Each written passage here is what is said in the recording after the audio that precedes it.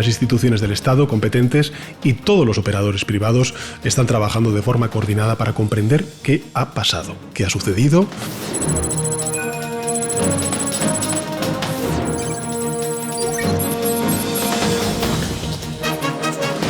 산업구조의 탈탄소화, 재생에너지 중심의 에너지 전환 가속화 등으로 기후위기 해결을 위한 적극적인 대응책을 마련하겠습니다.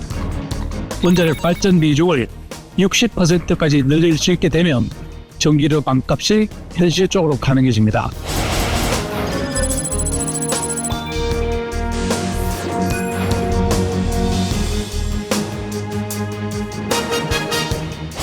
시청자 여러분 안녕하십니까? 그래픽으로 만나는 경제 토크쇼 픽.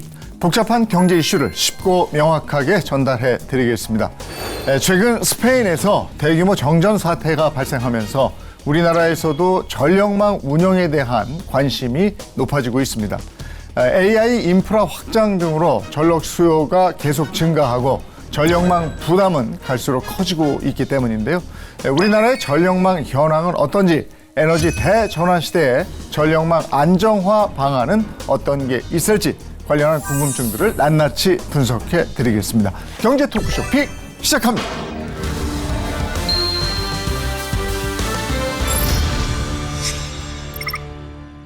오늘 함께해 주실 분들 소개해 드리겠습니다. 먼저 김선교 한국과학기술기획평가원 연구위원 모셨습니다. 어서 오세요. 예, 안녕하십니까. 네.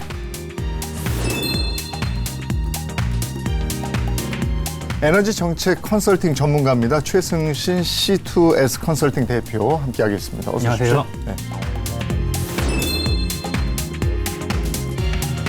그리고 이슈를 보다 쉽게 전해줄 김하영 기자도 함께합니다. 어서 오세요. 안녕하세요. 네. 지난달 스페인과 포르투갈 전역에 대규모 정전 사태가 발생했습니다. 피해 규모가 상당할 것 같은데 어땠습니까? 유럽 역사상 최악의 정전이라고 이야기를 하는데요. 여러분이 상상하시는 것처럼 모든 것이 암흑이었고 모든 것이 멈췄다라고 표현하면 적절할 것 같습니다. 통신망도 멈췄고 교통망도 멈췄고 금융망도 멈췄습니다. 아니면 병원 시설에서의 어떤 필수 의료 장비가 작동을 안 한다든지 어떤 제조 설비가 멈춰서 엄청난 피해를 야기했다라고 보시면 될 것 같습니다. 네. 이번 정전 사태로 인한 손실액이 어느 정도 됩니까? 스페인 내 경제 활동이 하루 동안 마비되었다고 가정할 경우 손실 규모가 최대 45억 유로, 약 7조 595억 원에 달할 수 있다고 언급했습니다. 네. 스페인 언론은 또 다수 자동차 생산 공장 및 정유시설 운영 중단으로 인해 해당 업체가 직접적인 타격을 받았다고 언급했습니다. 아직 정전의 원인이 정확하게 규명되지 않은 것으로 알고 있는데 두 분은 어떻게 보십니까? 일단은 지금 현재 파악한 바로는 그라나다 지역에 있는 변전소 인근에 한 2.3기가와트, 우리나라로 따지면 원자력 한 2개 정도 규모의 발전원이 갑자기 빠졌다라고 표현을 하고요. 쉽게 표현하면 5초 만에 그런 전체 전기의 대략 한 10%가량을 생산하는 전기 발전기가 갑자기 사라져 버렸습니다. 그래서 연쇄적인 작동 고장이 나서 거의 20초, 30초 만에 전기 생산의 한 60%가 되는 발전기들이 이탈하게 됐고요.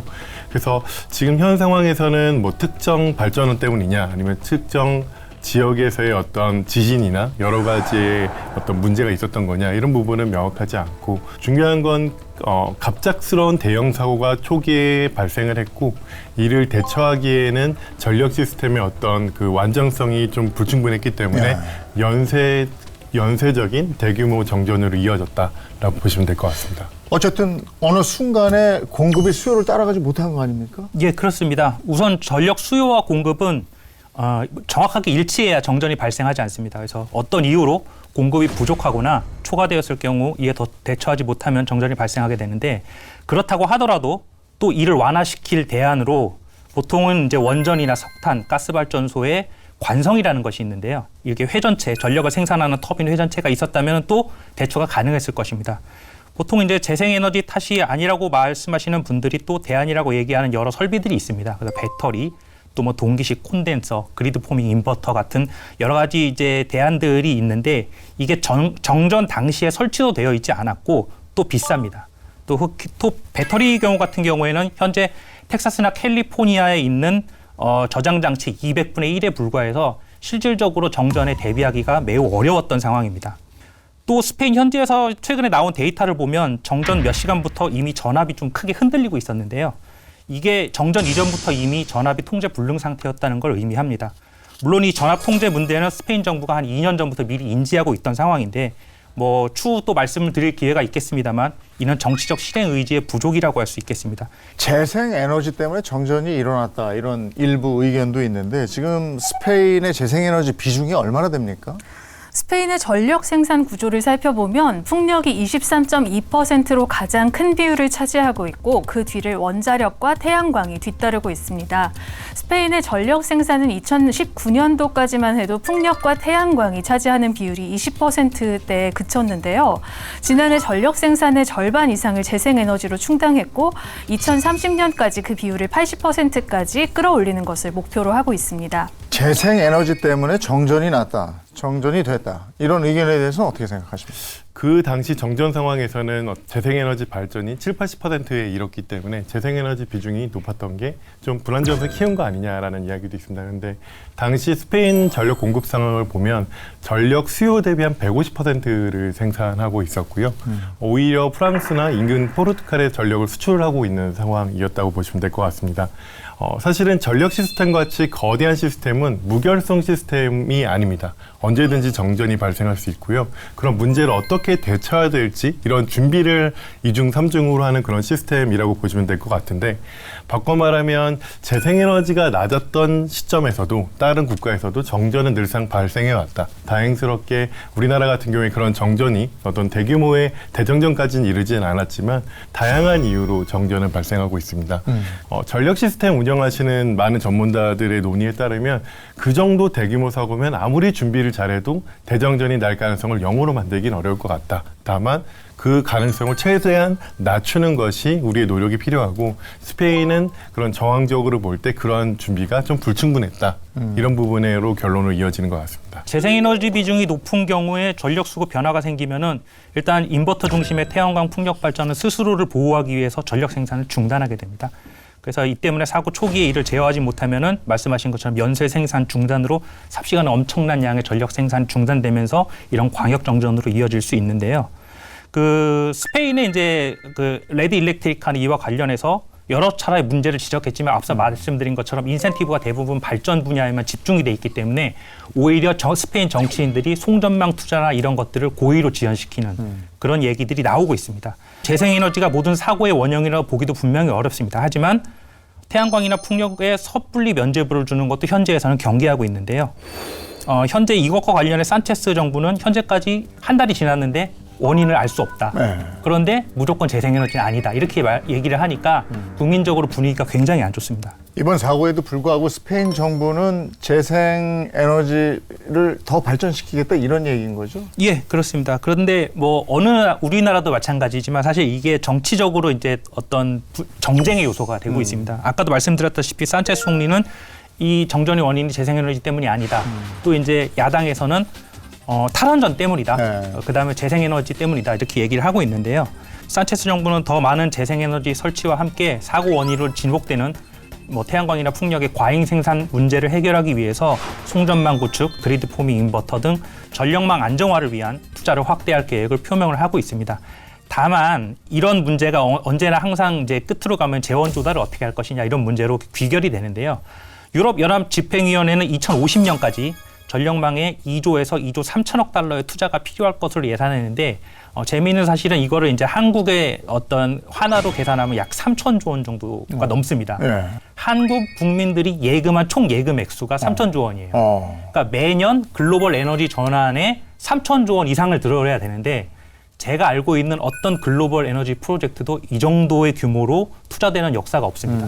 그럼 과연 3천조 원을 매년 투자해서 에너지 전환을 달성해야 되는 것이냐, 무엇을 위해서 해야 되는 것이냐. 그럼 또 여기에 3천조 원을 투자하게 되다 보면은 또 소홀해지는 예산 부분이 분명히 있을 겁니다. 뭐 복지라든지 국방이라든지 전 세계 글로벌 에너지 전환을 위해서 3천조 원을 쓰는 게 과연 맞는 것이냐, 국민들이 흔쾌히 따라줄 것인가는 한번 생각해볼 문제라고 할 수 있습니다. 그 액수가 어마어마하네요. 예, 그렇습니다. 근데 우리는 어떻습니까? 우리는 스페인 대정전과 같은 이런 상황이 발생할 가능성 없습니까? 그럴 수도 있습니까? 현재 한국은 원전하고 석탄과 천연가스 비중이 균형을 이루고 있고 재생에너지 비중이 높지 않아서 스페인 정전 같은 광역 정전이 일어날 사고는 극히 드뭅니다. 다만 향후에 이제 탈원전이나 탈석탄이 진행이 되고 재생에너지 비중이 스페인처럼 급격히 늘어날 경우에는 사실 장담하기가 어려운데요. 우리나라 같은 경우에는 철강, 석유화학, 자동차, 반도체 등 에너지 집약 산업이 많습니다. 그래서 스페인과 같은 정전이 발생해서 공장이 가동이 중단되었을 경우에는 사실은 스페인과 비교할 수 없을 정도로 엄청난 규모로 피해를 볼 수가 있습니다. 2022년에 대만의 대규모 정전으로 인해서 500만 가구의 전력이 공급되지 않았을 때도 보면은 굉장히 많은 손실이 있었고 총 1,600만 달러 이상의 손실을 입었었습니다. 한국도 삼성전자 평택사업소, 그다음에 석유화학 단지에 정전이 발생했던 전례가 있습니다. 그러면 우리나라의 전력망은 얼마나 대비가 되어 있다고 보십니까? 아시다시피 북한의 존재로 인해서 우리나라는 사실상 섬나라 전력망과 같습니다. 전력망은 연계가 돼있을수록 그렇게 위험을 나누기 때문에 연계가 되면 될수록 안정화되는 특성이 있다라고 보시면 될 것 같습니다. 스페인은 그 프랑스의 연결이 작지만 있었고 이론적으로는 시스템을 안정화하는 데 분명히 기여한다라고 볼 수 있을 것 같은데요. 근데 우리는 우리 모든 어떤 위험이나 안전을 책임져야 되는 상황이라 보시면 될 것 같습니다. 재생에너지가 늘어나고 전력원이 바뀌게 되면 새로운 대응 방식이 필요한데 그 부분에서 우리가 얼마나 충분히 되어 있느냐 라고 한다면 여전히 어떻게 보면 전력망적인 측면에서는 여전히 준비가 많이 필요하다라고 말씀드릴 수 있을 것 같고요. 스페인 같은 경우는 지금 유럽하고 다 연결이 돼 있잖아요. 예, 맞습니다. 근데 이런 큰 사고가 났단 말이에요. 지적하신 것처럼 이제 유럽은 주변 국가와 전력 연결 상호망이 있어서 유사시에 전력을 주고받고 위기를 넘길수록 설계가 돼 있습니다. 근데 문제는 이게 현실에서 작동을 잘 안 한다는 게 있습니다.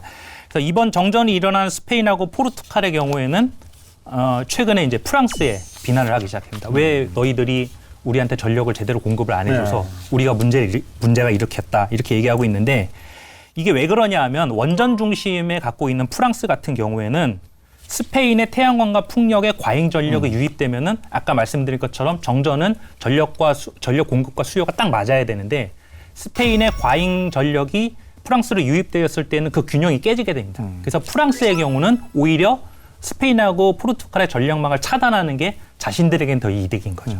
또 이런 케이스가 이제 어떤 경우가 있냐면 독일의 경우에는 사실 바람이 불고 맑은 날에는 독일 북부에 이제 풍력 단지가 있습니다. 이 풍력 단지에서 어떤 그 전력 생산이 과잉이 되는데 이런 것들을 보통은 주변국에 이제 보내서 해결을 하게 되는데 그 주변국에 상의를 안 하고 그냥 보냅니다.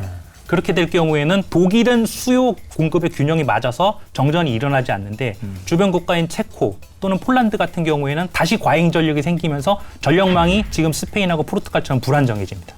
그렇게 됐을 경우에는 체코와 폴란드 역시 국내에 있는 발전소를 가동을 중단하든지 아니면 이거를 폭탄 돌리기처럼 또 주변 국가에 보내야 되면은 그 주변 국가는 또 과잉 공급이 발생해서 그래서 결과적으로 이 상호 연결망이 유럽 전역의 전력망을 좀 불안하게 하는 그런 일들이 이제 문제가 돼서 실제로 독일하고 체코, 폴란드가 이 과잉 전력 문제로 외교적인 어떤 분쟁의 사례가 있었습니다. 지난 2월이죠. 산업통상자원부가 11차 전력수급 기본 계획을 확정했습니다.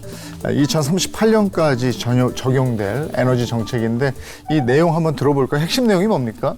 네, 11차 전력수급 기본계획에 따르면 오는 2038년 우리나라 전력 수요가 지금보다 약 30% 증가할 것으로 전망했습니다.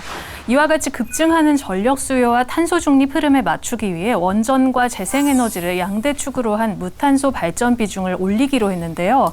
원전 비중은 2038년 35.2%, 재생에너지는 29.2%로 높아지고요. 이를 위해 신규 원전 건설 등 발전 설비를 크게 확충하고 재생에너지의 경우 수요지인 산업단지를 중심으로 태양광 발전 설비 설치도 촉진할 방침입니다. 한국은 원전, 석탄, 천연가스가 비교적 균형을 이루고 있고 재생에너지를 조금씩 늘려나가는 추세에 있는데요.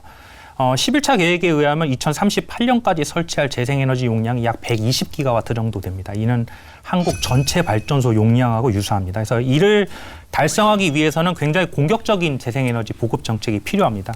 매년 현재 참여하는 발전 설비의 규모에 버금갈 정도로 보급을 해야 되는데요.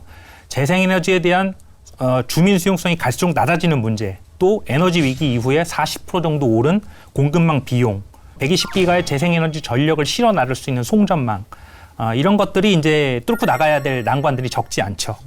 또 여기에 스페인 정전같이 재생에너지 직류 전력과 원전 석탄 천연가스의 교류 전력이 서로 성격이 다른데요.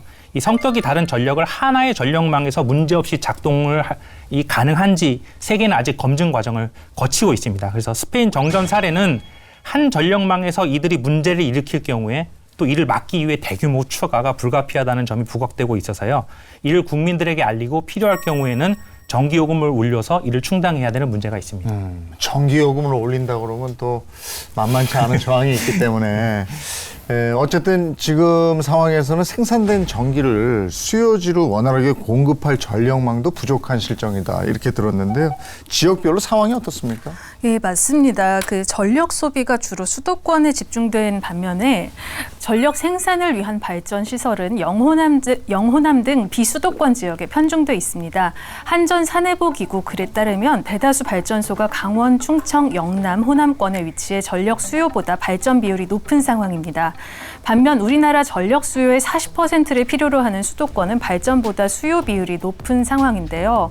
이는 전력을 생산하는 발전지와 전력을 소비하는 수요지 간 불균형을 나타내기도 합니다. 또한 생산된 전기를 운반할 전력망 건설이 지연되면서 발전소를 지어놓고도 가동하지 못하고 있기도 한데요. 주민 반대와 인허가 지연 등으로 주요 송전선로 31곳 중 26곳이 건설이 지연된 상황입니다. 최근에 국가기관 전력망 확충 특별법이 제정이 됐다고 들었는데 이건 어떤 내용을 담고 있습니까? 과거의 사례를 보면 밀양 송전탑 사례처럼 어떤 지역 갈등으로 인해서 크게 지연된 어떤 그 송전망 프로젝트들이 많았는데요. 이런 부분을 정부가 위원회를 통해서 중재하고 보상 방안을 강화해서 그런 문제들을 빨리빨리 해결하겠다라는 그런 법이라고 보시면 될 것 같습니다. 네. 그리고 주민 보상에 대해서도 어떻게 보면 지역의 이해관계를 얼마나 명확하고 선명하게 풀 것이냐 이런 부분에서 보상의 기준을 만들고 적절한 보상을 통해서 어떤 갈등의 요소들을 빨리 해소하는 기준을 수립한다라는 그런 방향이라고 보시면 될 것 같은데요.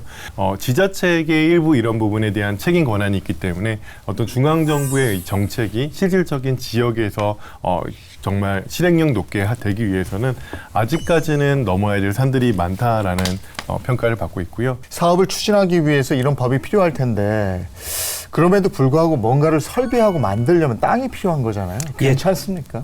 예, 그렇습니다. 그래서 전력망 특별법이 말씀하신 것처럼 사업 속도를 빠르게 하고 갈등을 줄이기에 만들었다는 점은 긍정적 요소입니다. 하지만 현실에서 이를 적용하기 쉽지가 않은데 대표적인 것이 님비 현상입니다. 님비는 not in my yard. 즉 설치하는 건 좋은데 내 앞마당은 안 된다는 뜻이거든요. 그런데 최근에는 이 과거 주민 수용성의 특징이 바뀌었습니다. 저 바나나라고 하는데요. Build absolutely nothing anywhere near anybody. 어디에든 아무것도 짓지 말라라. 그러니까 주민 수용성이 이렇게 악화가 됐습니다. 이게 뭐 단순히 한국뿐만 아니라 거의 전 세계 모든 경우가 마찬가지인데요. 이렇게 되다 보니까 송전망 건설이 말처럼 쉽지가 않습니다. 그러니까 대표적으로 미국의 와이오밍에서 캘리포니아까지 트랜스웨스트 송전망이 있는데요.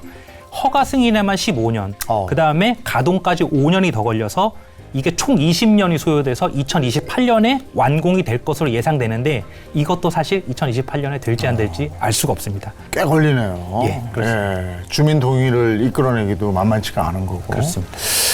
한편 전력 사용량을 100% 재생에너지로 충당하는, 많이 들어보셨을 겁니다, 아리백이 있는데 이 아리백이 한물 꺾였다 이런 의견도 있습니다. 여기에 대해서 김하영 기자가 정리해봤습니다.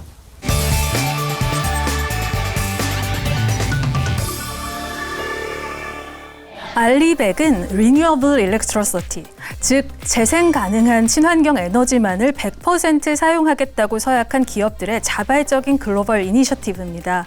자발적인 운동이지만 알리백은 기업들에게 실질적인 무역 장벽으로 작용하고 있는데요. 실제 우리 제조 수출 기업의 16.9%가 거래처로부터 재생에너지 사용 요구를 받고 있으며 그중 41.7%가 늦어도 올해부터는 재생에너지를 사용하도록 압박을 받고 있고 기업이 당장 해결해야 하는 부담으로 작용하는 것으로 조사됐습니다. 하지만 기업이 탄소 중립을 위해 선뜻 투자하기는 쉽지 않습니다. 대한상공회의소의 최근 조사에 따르면 기업들의 84.5%가 탄소 중립에 투자하는 것이 리스크가 높다고 인식하는 것으로 나타났습니다. 이에 일찌감치 탄소 감축에 투자해 이미 알리백을 달성한 기업조차 최근에는 무탄소 에너지 모델, 즉 CFE로 선회하는 중입니다. 알리백과 가장 결정적인 차이점은 CFE는 사용 가능한 에너지원의 원자력을 포함한다는 점입니다. 원자력은 탄소 배출이 없을 뿐더러 기저부하 역할이 가능하고 공급 안정성이 높아 CFE 이행에 적합하기 때문인데요. 구글은 2020년부터 추진하고 있는 CFE 목표에서 원자력을 포함시켰습니다. 기존 알리백의 에너지 매칭 방식 하에서는 실질적인 탄소 감축에 한계가 있기 때문이라는데요. 이렇듯 알리백을 이끌어온 빅테크 기업들조차 보다 현실적인 대안으로 CFE를 주목하고 있습니다. 미국 청정에너지 구매자 연합은 이달 초 우리나라가 제안한 CFE 이니셔티브에 공식 참여하면서 무탄소 에너지 국제기준 정립 작업에 동참했습니다. 안정적인 전력 공급이 필수인 AI 시대. 이제 에너지 정책은 친환경을 넘어서 생존 인프라 구축의 관점에서 접근해야 하지 않을까요?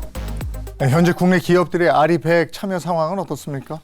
민간 조직인 클라이밋 그룹이 운영하는 글로벌 알리백 캠페인에 참여한 기업들의 최근 현황을 살펴보면 가입 숫자가 2019년에서 2022년을 정점으로 점차 줄어들다가 지난해는 절반 이상으로 크게 떨어졌습니다.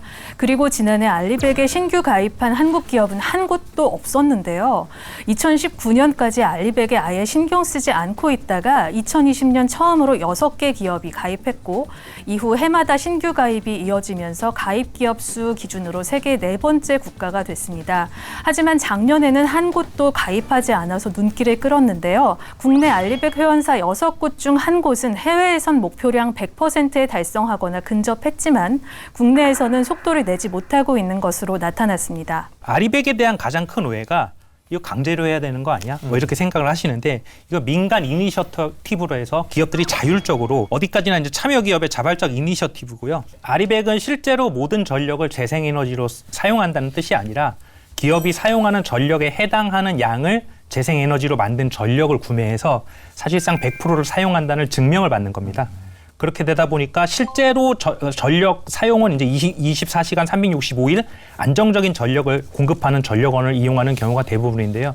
우리가 이제 흔히 이제 착각하는 걸로 이제 보통 공공기관에 가면 태양광 이렇게 있고 그 밑에 주차장이 있지 않습니까? 네. 근데 보통 대중들이 봤을 때는 그 태양광으로 자동차를 충전하는 것처럼 생각을 하는데 실제로는 그렇지 않습니다. 따로 이제 충전 그 케이블이 따로 있어서 뭐 이런 케이스가 있는데요. 실제로 대만 반도체 기업 TSMC의 경우에는 전력 사용량이 18.1 테라와트 아워 수준인데 대만의 재생에너지 발전량을 모두 모아도 17.419기가밖에 안 되거든요. 그래서 TSMC 같은 경우에도 재생에너지 소비 목표를 2030년까지 40에서 60%로 잡았습니다. 그리고 또 앞서 살펴봤듯이 재생에너지는 간헐성과 변동성 때문에 일정하게 전력을 공급하지 못하기 때문에 동일한 분량의 가스발전소 같은 것이 필요하거든요. 그래서 모든 전력을 재생에너지로 이제 공급하고 또 사용한다는 거는 좀 어렵습니다. 그러니까 국내에서 알리백 달성이 어려운 이유가 재생에너지가 우리나라가 턱없이 부족하기 때문입니까? 네, 정확한 지적입니다. 재생에너지 자체의 절대량이 부족합니다. OECD 평균이라고 말할 수 있는 30%에도 많이 못 미치는 상황이고요. 그런 산업 수요를 감당할 만큼 재생에너지가 충분하다라고 말하기 어렵습니다. 그러면 이런 부분에서 또 고려해야 될 요소가 있는데요. 아직까지는 재생에너지의 발전 단가가 기존의 화석연료나 지금의 기존의 형태보다 훨씬 더 비싼 부분입니다. 지금 전력 도매 가격이 대충 100원에서 120원 킬로와트아워당이라면 지금 태양광 같은 경우에는 160원에서 180원이 얘기가 되고 있고 풍력 같은 경우에는 해상풍력 같은 경우는 250원에서 300원 정도로 비싸기 때문에 계약을 하는 것 자체가 좀 경제적으로 부담이 되는 부분이 존재합니다. 그리고 해외 사례와 다르게 우리나라 같은 경우에 알리백에 참여하고 있는 기업들이 제조기업이기 때문에 전력 다소비 기업이 많습니다. 예를 들면 다른 나라 기업이 뭐 전기 사용량이 100기가와트 아워로 알리백을 한다면 우리나라 같은 경우에는 제조기업이기 때문에 1000기가와트 정도를 계약을 하기 때문에 기업들이 투자해야 되는 비용이 해외 대비 좀 부담이 되는 부분이 분명 존재하기 때문에 국내에서는 미진하고 해외에서는 조금 더 빠르게 달성한 그러한 흐름을 보이고 있다라고 볼 수 있을 것 같습니다. 그래서 알리백과 관련돼서 흥미로운 설문조사가 있습니다. 한국무역협회 조사에 따르면 바이오나 원청 업체들로부터 재생에너지 사용을 요구받는데 이럴 경우에 어떻게 할 것이냐. 그래서 제조 수출 기업이 28.2%가 아예 알리백에 대응하지 않겠다. 또는 사업장을 이전하거나 다른 거래처를 물색하거나 심지어 거래를 중단한다. 이게 좋은 뜻이 아닙니다. 그러니까 그냥 알리백을 하느니 포기하겠다는 얘기예요. 특히 유럽 같은 경우에도 보면은 실제로 기후 의제, 아리백을 관련 여러 가지 기후 의제를 밟아서 유럽의 경쟁력이 상승하는 게 아니라 유럽의 경쟁력이 제일 먼저 약화되고 오히려 이걸 지키지 않는 중국이나 인도, 세계의 공장 같은 지역들이 더 이익을 보기 때문에 국내에 있는 일자리가 더 줄어드는, 그러다 보니까 오히려 유럽의 제조업이 먼저 녹아내려버리는 그런 상황이 발생을 하고 있습니다. 이 기업들의 아리백 이행을 돕기 위해서 정부는 어떻게 대책을 내놓고 있습니까? 일단 정부도 워낙 국내 이행률이 낮기 때문에 어떤 정책적인 지원들을 여러 가지 방식으로 고민을 하고 있습니다. 그래서 재생에너지의 계약, 뭐 제3자 전력구매 계약, PPA를 가능하게 했고요. 또 그린 프리미엄과 같이 어떤 재생에너지를 구매하는 데 있어서 프리미엄을 부과하는 이런 제도들도 만들어 나가고 있다라고 보시면 될 것 같습니다. 정부 정책의 영향이 상당할 것 같단 말이죠. 예, 그렇습니다. 근데 문제는 향후 에너지 전환 정책에 의해서 정부의 역할이 대폭 축소될 수밖에 없습니다. 왜 그러냐면 그동안 에너지 정책이 지나치게 이제 정치적 의사결정, 정쟁화가 되면서 관료의 역할이 한 최근 10년간 굉장히 수동적이고 소극적으로 변했어요. 그래서 탈원전을 해라 또는 원전을 해라 이렇게 되면서 소신을 갖고 일하기가 굉장히 어려워져서 구조적인 문제는 어차피 못 건드리니까 건드리지 말자 이런 기조가 커졌어요.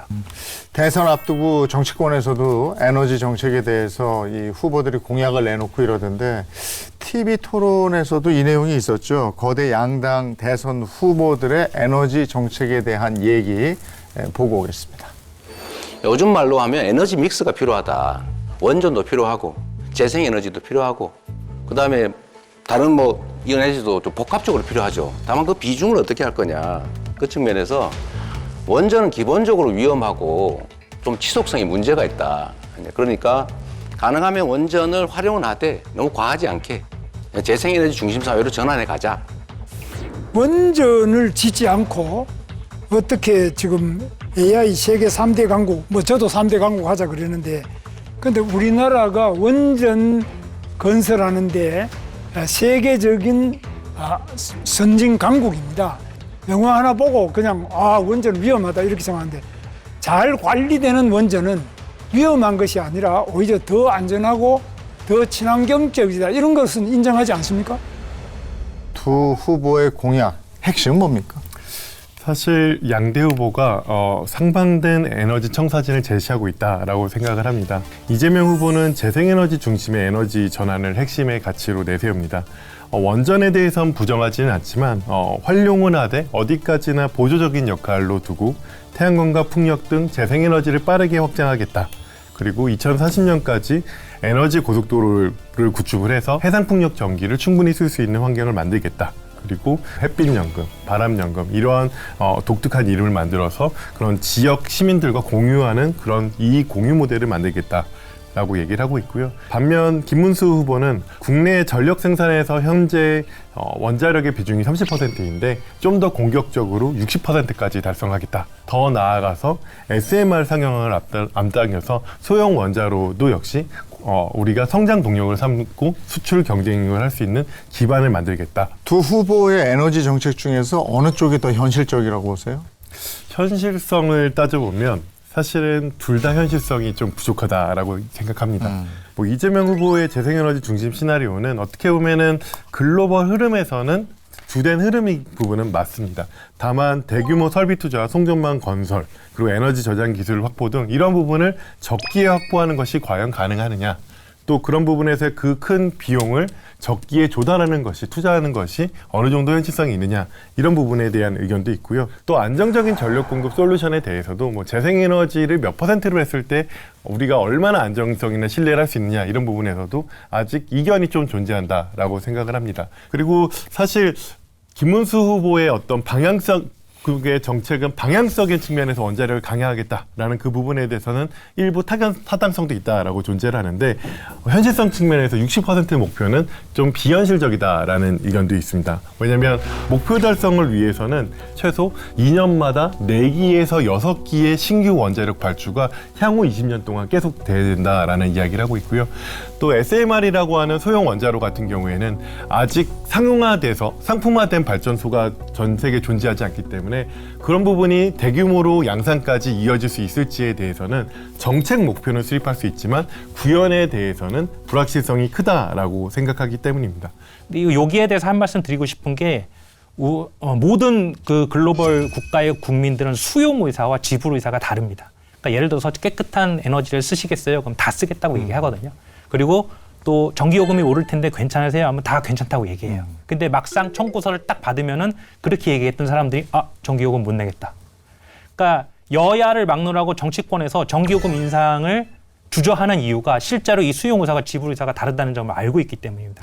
사실은 에너지 위기 이후로 에너지 비용이 너무 높아지다 보니까 영국 같은 경우에는 돈페이 운동이 전기요금 안 내겠다는 거죠. 뭐 김민재 선수가 이제 몸담았던 이탈리아의 나폴리도 전기요금 고지서를 불에 태우고 뭐 이런 경우가 있습니다. 현실적인 접근에 대해서 또 말씀을 드리자면 현재 세계적인 흐름이 재생에너지를 설치해야 된다, 원전을 설치해야 된다 이렇게 설치하는 게 중요한 게 아니라 기존에 돌아가고 있는 발전소를 지키는 데 좀 주목을 하고 있습니다. 그래서 뭐 스웨덴 같은 경우에도 원래 2023년 원래대로라면 폐지했어야 될 가스 발전소를 이제 해약을 하고 우리가 그냥 다시 쓰겠다. 그래서 가스 발전소를 지키고 재생에너지원이 24시간 안정적으로 운영이 되는지를 확인한 다음에 점진적으로 기존의 발전소를 이제 퇴출시키는 것이지.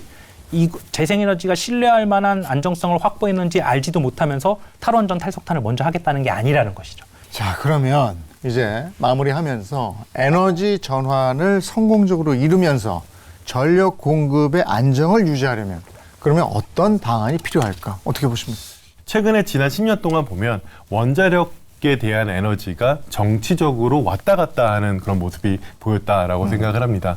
그렇기 때문에 우리가 특정 전원에 대해서 정치적으로 바라보는 것이 아니라 탈정치적으로 보는 그런 노력들이 많이 필요하다라고 생각을 하고요. 에너지 정책의 특징은 의사결정과 실행 시점이 실질적인 발효가 15년에서 20년 뒤를 하기 때문에 지금의 논의가 20년 뒤에 우리의 미래를 만들고 이런 부분에서의 연속적인 일관적인 정책의 태도 속에서 우리의 국가 경쟁력의 미래가 좌우된다라고 생각합니다. 예전에 탄소중립위원회에서 한국 넷제로에 필요한 에너지 저장 장치에 예산이 얼마가 들어가느냐라고 물어봤는데 1248조 원이 들어갔거든요. 1인당 국민 부담이 약 2,500만 원입니다.